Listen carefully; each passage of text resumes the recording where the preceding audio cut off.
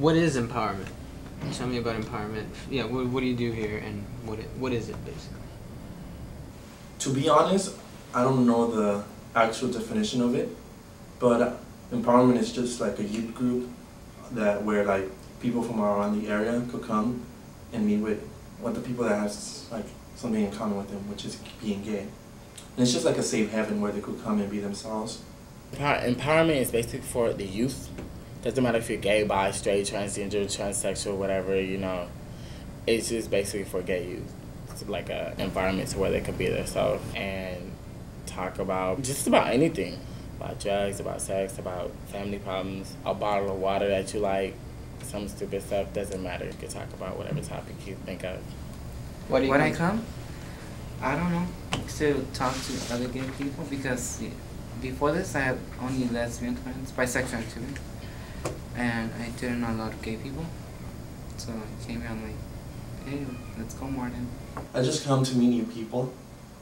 I think meeting new people is great because you learn a lot from a lot of different people. There's different types of gay people, and they interact differently. So I enjoy like seeing how people interact, I guess. It's really cool. I mean, it's like I like the issues that they do talk about, you know. And the program coordinator, which is Ray Fernandez, he does present some information and bring in stuff, you know, from around the world and stuff like that about other gay communities and other issues that are going on. And it's really, you know, very, like, knowledgeable to know what goes on. It's just more, there's, like, a lot of stuff that I didn't know about the gay community before and that I know about and other things that happen too. And then also, you know, to have a good time and stuff like that.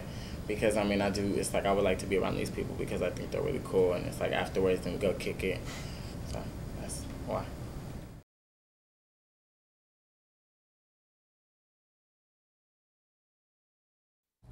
Yes. I would kill myself. You would kill yourself what? If I had HIV. That's actually a very valid response, right? And can you say more about that?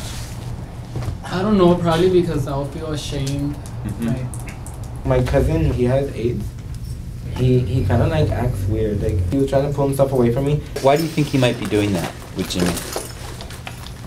Why would he play like that about him having AIDS? No, don't drink out of my cup. I think he loves the people around him, so like he does it in that way, so he doesn't want them to go through what he's going through, I guess. If you were positive and you wanted to date somebody, at what point would you tell them? In AIDS, we call that disclosing. That's the fancy word for it. You disclose your status. I like to use the word share. Correct. And there are a lot of people who do not do it. There are people who lie about their status. A lot of us don't know our status at any given moment, you know, et cetera, et cetera. And then, either on that first day or maybe 3 weeks into it, they say, by the way, I'm HIV positive.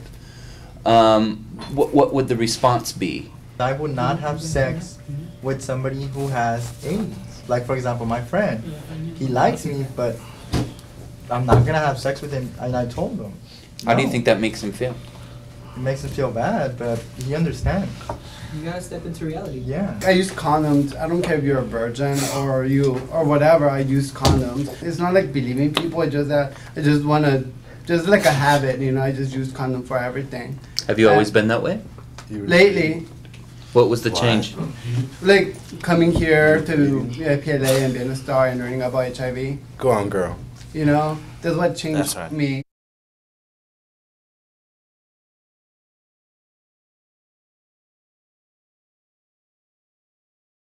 I was with Richard.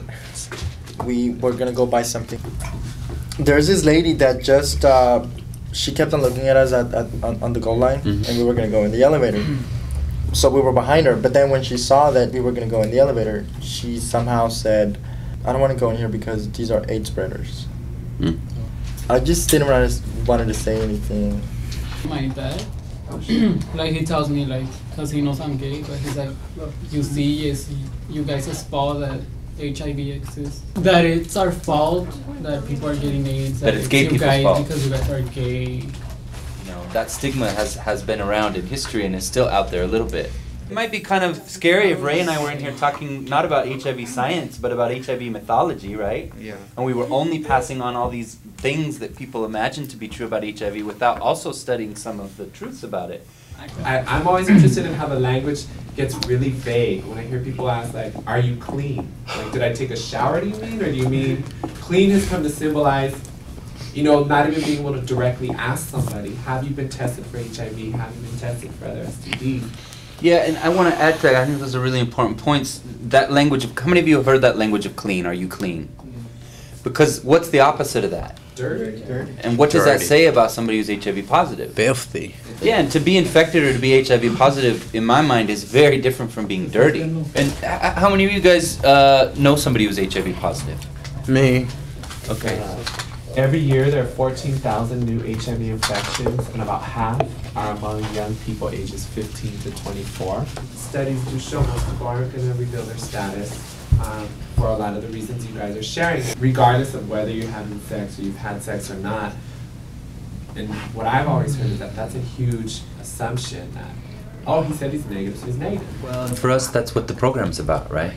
Is it's not about scaring you guys. It's about just creating a space where you guys can talk to each other and share your ideas about what it's like to be alive at this time. We don't want you to be scared of HIV, but we do want you to know that it's out there, and you know there's no cure in sight. We're here, so we've got some time that we have to spend taking care of each other. So that's what the program's about.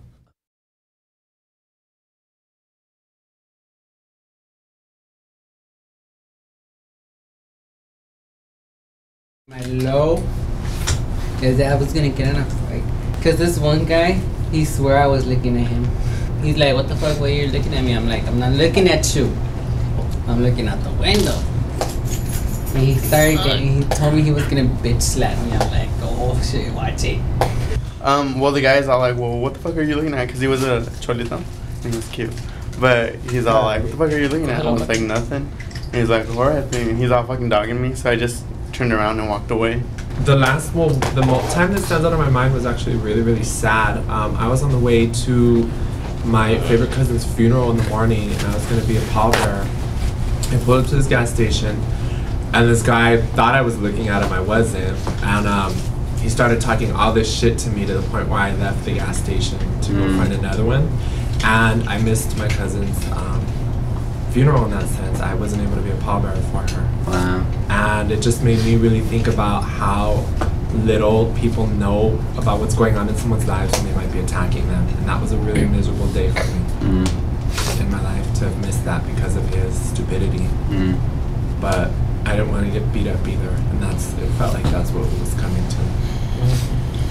Yeah, what I want to do is thank each of you for your honesty, because I think it's hard to share your experiences, and I want you guys to keep making a space together where it's okay to have your opinion. Yeah. And it's not going to get shot down. But I also then want you to, for yourself and together, think critically about those experiences and help each other think critically. And they go hand in hand, you know, that people should feel safe enough to say, well, this is what I really feel. And people should also say, well, I really disagree with that. And there should be room for both. Because in the end, individually, you guys each have to figure out what your own boundaries are, what your ethics are.